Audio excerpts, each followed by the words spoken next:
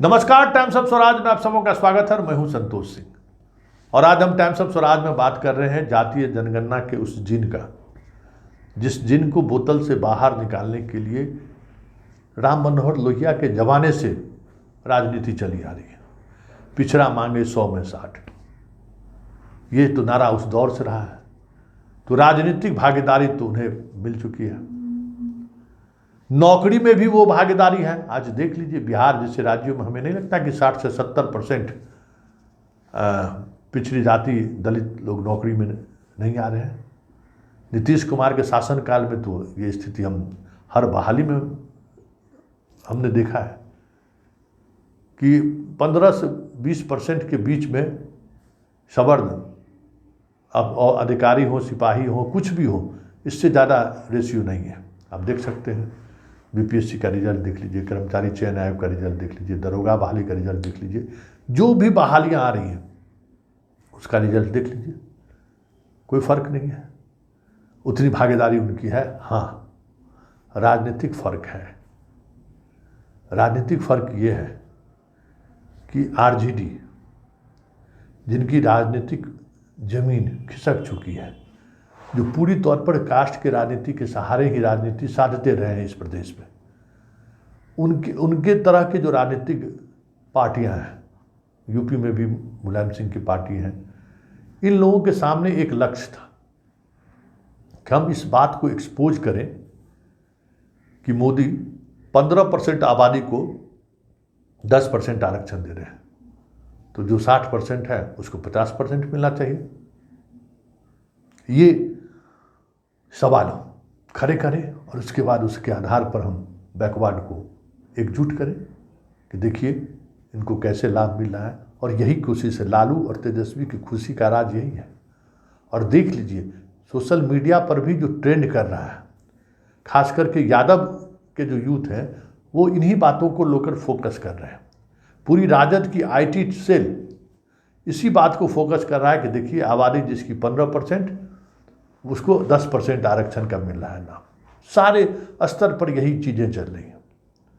लेकिन ये सब चीज़ें से इतर, आप इस जनगणना के रिपोर्ट आने के बाद आपको एक बात समझ में आ गई होगी कि ये ठाकुर का कुआं वाला जो संदर्भ था वो संयोग नहीं था, ये एक बड़ा प्रयोग था, जिसकी बिसात जातीय जनगणना के पूरी होने के बाद ही बिछ गई थी। क्योंकि ये जो आज रिपोर्ट प्रसारित हुई है, यही कोई एक सप्ताह पहले ठीक यही डाटा हमें भी लोगों ने बताया था। एक चैनल के बड़े पत्रकार हैं, उन्होंने बताया कि तुम्हारी आबादी कितना है, हल्ला कर रहे हो, इतना उसकी आबादी है, उसको इतना आबादी है। एग्जैक्ट यही फिगर, मतलब फिगर पब्लिक डोमेन में नहीं आया था, लेकिन नेताओं के बीच ये फिगर पहुंच चुकी थी। तो ये उसी फिगर के सहारे आरजेडी जो कुआं का खेल शुरू किया, उसकी वजह यही रहा। अब आप समझ लीजिए कि बिहार में सवर्णों की संख्या में सबसे ज़्यादा संख्या ब्राह्मणों की है, दूसरे में राजपूत की है, तीसरे में भूमियार की है, चौथे में लाला जी है। वैसे मुसलमानों में बात करिएगा तो शेख की भी आबादी है, अच्छी खासी आबादी है, और मोमिन की आबादी भी है। मोमिन की तो सबसे ज़्यादा आबादी है, जिनको रिजर्वेशन का लाभ नहीं मिलता है। ये लोग सवर्ण मुसलमान कहलाते हैं। लेकिन सवाल यही है कि ये सारी चीज़ें जो कुआं का नैरेटिव चलाया गया, वो लालू यादव या लालू यादव परिवार का उस राजनीति का हिस्सा है जिसके सहारे वो बिहार को साधना चाहते हैं। इनको पता है कि बिना सवर्ण के सहयोग के अब इस देश में किसी की सही सरकार नहीं बनेगी, क्योंकि अब उन्हें सत्ता में भागीदारी नहीं, अब उनको उनकी वोट की ज़रूरत सबको है। जिसके साथ रहेगा उसकी सरकार बनेगी। जैसे कभी मुसलमान जिसके साथ रहते थे उसकी सरकार बनती थी। 15% आबादी कम थोड़ी हुआ, और सवर्ण है तो एक तरफ मूव करता है। 15% किसी के वोट के साथ जुड़ जाए तो अंदाज़ा कीजिए कि कितना परसेंटेज वोट बढ़ जाएगा उसको। तो 30% वोट तो पहले से है, 14% या 16% मुसलमानों का पहले से, 17%, मतलब 31% पहले से है। 4% के लगभग मुसलमान ब्राह्मण का बढ़ गया तो 35% हो जाएगा। तो ये जो ठाकुर वाला जो कुआं का खेल है उसके पीछे यही खेल है। अब इस खेल में कितने ब्राह्मण आरजेडी के साथ आएंगे ये तो आने वाला वक्त बताएगा, लेकिन इतना तय है कि जिस तरीके से मनोज झा को लेकर तेजस्वी जो गेस्चर दिखाने की कोशिश कर रहे हैं, अब कल के कार्यक्रम में उनको बुला लिया गया फीता काटने के लिए, आप किसको चिढ़ा रहे हैं? आप किसको नसीहत देना चाह रहे हैं? क्या दिखाना चाह रहे हैं? मतलब आप ये दिखाना चाह रहे हैं, मतलब मनोज झा का फेस दिखाकर आप राजपूत को उद्वेलित करना चाह रहे हैं कि ब्राह्मण से कहीं उलझ जाए, यही राजनीति है। तो अब ये यादव को ये समझ में नहीं आ रहा है कि अब किसी यादव के कहने से राजपूत और ब्राह्मण आपस में लड़ जाए इस नैरेटिव के सहारे। तो हमें तो नहीं लगता है कि इतने दिनों तक ब्राह्मण जो राज किया है इस प्रदेश में बेवकूफ़ होगा। कहाँ मनोज झा को लेकर, आनंद मोहन को लेकर राजपूत कहाँ किस तरीके से स्वर उभरा? अधिकांश राजपूत मनोज झा के उस नैरेटिव से नाराज है, जिस नैरेटिव को वो एक बार फिर से कुदेरने का काम किया कि ठाकुर मतलब जुल्मी। ऐतराज इस बात को लेकर है कि अब आप इस नैरेटिव का इस्तेमाल मत करिए, ये चीज़ें गढ़ी गई है और ये हमें अपमानजनक लगता है। हमारे इतिहास को इस तरीके से अगर आप दिखाने की कोशिश करिएगा तो ये अपमानजनक लगता है मुझे। बस इतना ही था। ब्राह्मणों का जमीनी स्तर पर ब्राह्मणों का और राजपूतों का बहुत ही बेहतर रिश्ता रहा है। इतना ब्राह्मण और राजपूत के बीच मनभेद हुआ है, मतभेद हुआ है, फिर भी ब्राह्मण अगर किसी राजपूत के दरवाजा पर चले जाए तो उन्हें अपमानित करके लोग नहीं भेजते, आज भी सम्मान देते हैं उसको। तो ब्राह्मण ये बात समझते हैं कि कुछ भी हो जाए जजमान उनका जो है सम्मान देने में कतई नहीं बरसते हैं। इस सत्य को हमें लगता है कि लालू समझ नहीं पाए या तेजस्वी ये समझ नहीं पा रहा है। तो जो उसका सवर्ण का जो मूलधन पूंजी था राजपूत, जो कहीं न कहीं किसी न किसी वजह से समाजवादियों के साथ रहा है, ये पंडित जी के चक्कर में वो दांव पर लगा दिया है। अब देखना ये दिलचस्प होगा कि इस आंकड़ों के सहारे कितनी राजनीति साधी जाती है, क्योंकि राजनीति कभी भी मैथ नहीं है, ये बात समझ लीजिए। कभी भी मैथ नहीं है कि दो दो आपको जोड़ दिए तो 4 होगा, कभी नहीं होगा। राजनीति हमेशा केमिस्ट्री है, क्रिया प्रतिक्रिया होती रहती है, अलग अलग चीज़ों की अलग अलग प्रतिक्रियाएं आती हैं, आप उसको एनालाइज नहीं कर सकते। तो अगर ये तेजस्वी के मन में रहा हो कि हम 14%, 17%, लगभग 4% जिधर चलेंगे पलट देंगे, कुछ वोट इधर उधर चला लेंगे, हमारी क्या दिक्कत, हमारी सरकार बन जाएगी। तो ये प्रयोग यूपी में लोगों ने किया। मायावती के साथ ब्राह्मण गए तो मायावती की सरकार बनी, अखिलेश के साथ राजपूत गया तो अखिलेश की सरकार बनी, और दोनों की सरकार के बाद राजपूत की सरकार आ गई जो 10 बरस पूरा करने जा रहा है। क्योंकि केमिस्ट्री जो है ना वो बहुत सारी चीज़ों को बदल देती है। मायावती की दलित राजनीति में जो लोग लॉ एंड ऑर्डर का भी महत्व रहा, अखिलेश के समय में भी रहा, और वो उस आधार पर भी लोग तो नापे गए, तोले गए कि किस तरीके से उन्होंने यादववाद किया, किस तरीके से आपने दलितवाद किया। तो ये चीज़ें सामने आई, सत्ता साहब बेदखल हुए, अब योगी वहाँ मोर्चा संभाल लिया है। तो ये खतरा है कि इस तरीके की रिपोर्ट आने के बाद आप ये सोच रहे होंगे कि हम 31%, तो ये मैथ नहीं है, वो कैलकुलेशन गड़बड़ाएगा ही गड़बड़ाएगा, क्योंकि कहाँ कौन केमिस्ट्री सेट हो जाएगा कहना मुश्किल है।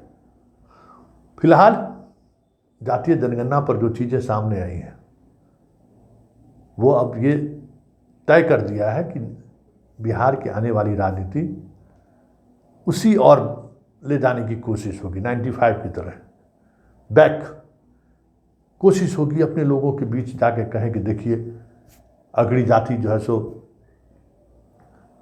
10% आबादी है और 15% रिजर्वेशन ले रहा है, मतलब 15% आबादी है, 10% रिजर्वेशन ले रहा है। लेकिन दिक्कत क्या है, चाहे जदयू हो, आरजेडी हो या फिर बीजेपी हो, सवर्ण आज मजबूरी है किसी भी पॉलिटिकल पार्टी को सत्ता में आने के लिए। लालू के साथ जब तक सवर्ण में राजपूत रहा, लालू सत्ता में रहे, जैसे ही राजपूत हटा सत्ता से बेदखल हो गए। नीतीश के साथ जब तक भूमिहार की बड़ी आबादी, 100% कह सकते हैं, ब्राह्मण थोड़ा, राजपूत उससे थोड़ा कम, लेकिन तीनों सवर्ण का उनको, और लालाजी पूरा नहीं कह सकते तो बीजेपी के साथ है, सहयोग रहा, तब तक वो 70+, 80+, 115 तक पहुंच गए। लेकिन जैसे ही ये लोग हटा 50 के नीचे आ गए। तो सवर्ण अभी सियासत के उस धुरी पर आकर खड़ा है जिसके बगैर बिहार में भी राजनीति करना संभव नहीं है। कि हम सीधे तौर पर उसके खिलाफ बिगुल फूंक के हम राजनीति साध लेंगे, नहीं अब हो सकता है। और ये आंकड़ा यूँ कहें तो बिहार की राजनीति में यह प्रूफ कर दिया है कि अगर सवर्ण को मुख्यमंत्री नहीं बनना है तो सवर्ण जिसके साथ रहेगा उसकी सरकार बनेगी, ये तय हो गया। क्योंकि 30% आप भी हैं, 30% बीजेपी भी है, 5% 60% चिराग भी है, ये सारे लोग को जोड़ दीजिए, लेकिन सवर्ण जिसके साथ जाएगा उसी की सरकार बनेगी, ये तय हो गया है। या सवर्ण का वोट का डिवीज़न होगा तभी सरकारें बदलेंगी, ये भी है। तो सवर्ण वोट आके इस जो जनगणना सामने आया है वो भी यही जता रहा है कि अब सवर्ण के बगैर बिहार में भी पॉलिटिक्स संभव नहीं है।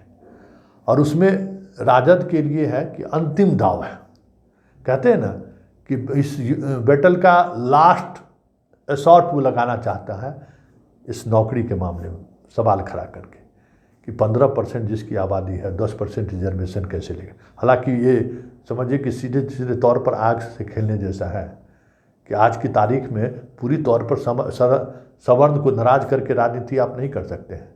याद करिए कि इसी सवर्ण आरक्षण के विरोध की वजह से 2019 के पार्लियामेंट में आरजेडी 0 पर आउट हो गया, और फर्स्ट फेज में तब तक लड़ाई में वो बने रहे जब तक सवर्ण उन जदयू के खिलाफ रहा। लेकिन जैसे ही बाबू साहेब वाली बात आई फिर वही खेला हो गया, गद्दी पर पहुंचते पहुंचते उनके हाथ से गद्दी फिसल गई। तो ये सारी चीज़ें ऐसी हैं जो दिखा रही है कि आने वाले समय में इस बिहार की राजनीति में जो भी राजनीतिक दल सीधे सीधे तौर पर सवर्ण को निशाने पर लेंगे वो राजनीति में सत्ता में आना उनके लिए मुश्किल होगा, ये अब साफ हो गया है। फिर ऐसे में राजनीति क्या होगी? तो राजनीति पिछड़ों का एकीकरण का होगा, क्योंकि ये बात है कि सवर्ण के सहारे सत्ता में जिसकी भी सरकार रहेगी उसकी हिस्सेदारी डबल होगी। 15% आबादी है तो वो 30% हिस्सा लेगा ही लेगा।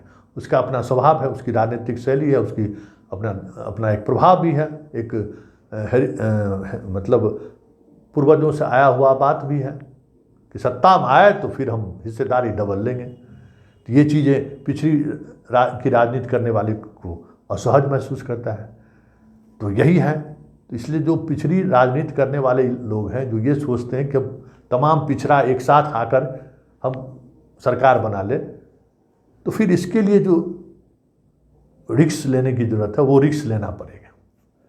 और वो रिस्क ये है कि 10% जो आरक्षण जो दिया जा रहा है उसके खिलाफ सोशल मीडिया के बजाय आम लोगों तक ये चर्चा शुरू हो जाए, क्योंकि इसी चर्चा के सहारे समाज में भी कन्फ्लिक्ट पैदा किया जा सकता है। ये आरजेडी की सोच है कि हम सवर्ण का आरक्षण की चर्चा कर करके समाज में पर फिर से सवर्णों के खिलाफ माहौल बना दें और पिछड़ा करके हम सारे पिछड़ों को एकजुट कर लें, एक जगह ला दें।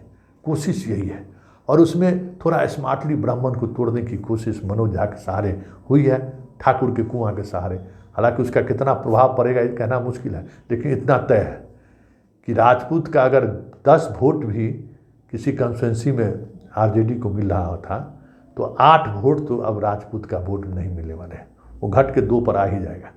भले उम्मीदवार अब जहाँ रहे तो अलग बात है, वहाँ लोग वोट उनको दे दें, लेकिन ये नुकसान तो होता हुआ दिख रहा है। अब देखना ये है कि जातीय जनगणना के जिन बाहर आने के बाद आरजेडी, मतलब अभी तक जो ट्वीट सामने आया है, सांकेतिक तौर पर वो सवाल उठाए गए हैं।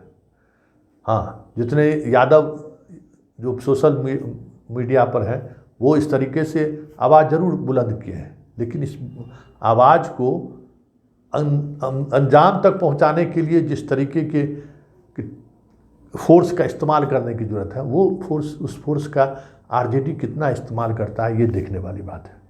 और जब वो फोर्स का इस्तेमाल करता है, मतलब पिछड़ों का फोर्स का इस्तेमाल करता है, तो उसको कितना समर्थन मिलता है, ये भी देखने वाली बात होगी। क्योंकि आरजेडी से अन्य पिछड़ी जातियाँ काफ़ी दूर चली गई हैं, और क्या इस सहारे वो करीब आ सकते हैं, इसलिए आरजेडी ये रिस्क ले रहा है। देखिए, राजनीति है, आगे आगे होता है क्या, लेकिन इतना तय है कि राजनीति कभी भी मैथ नहीं हो सकता है।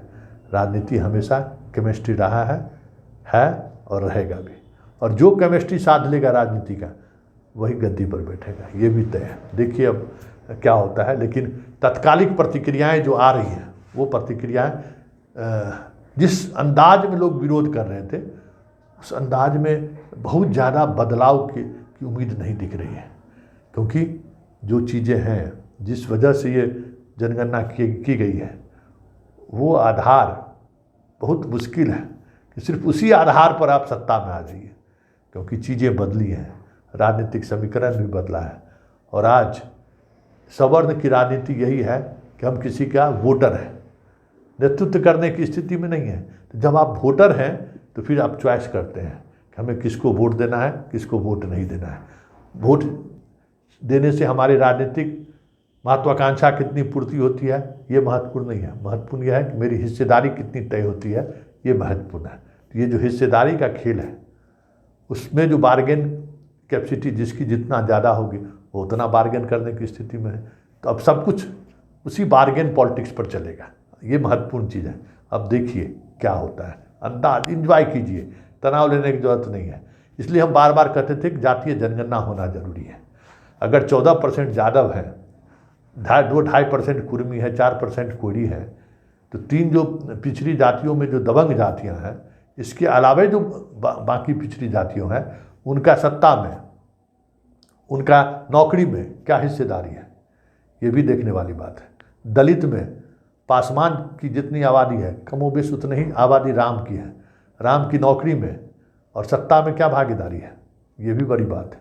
अति पिछड़ों में बहुत सारी ऐसी जातियां हैं जो इक्के दुक्के लोग उनके नौकरी में हैं, ये भी सवाल खड़ा होगा कि आखिर हकमारी कौन किसको कर रहा है, ये भी बात उठेगा। कौन पिछड़ा अगड़ा की बात करने वाले वो अपने समाज के लोगों का हकमारी नहीं कर रहे हैं, ये भी सवाल उठेगा।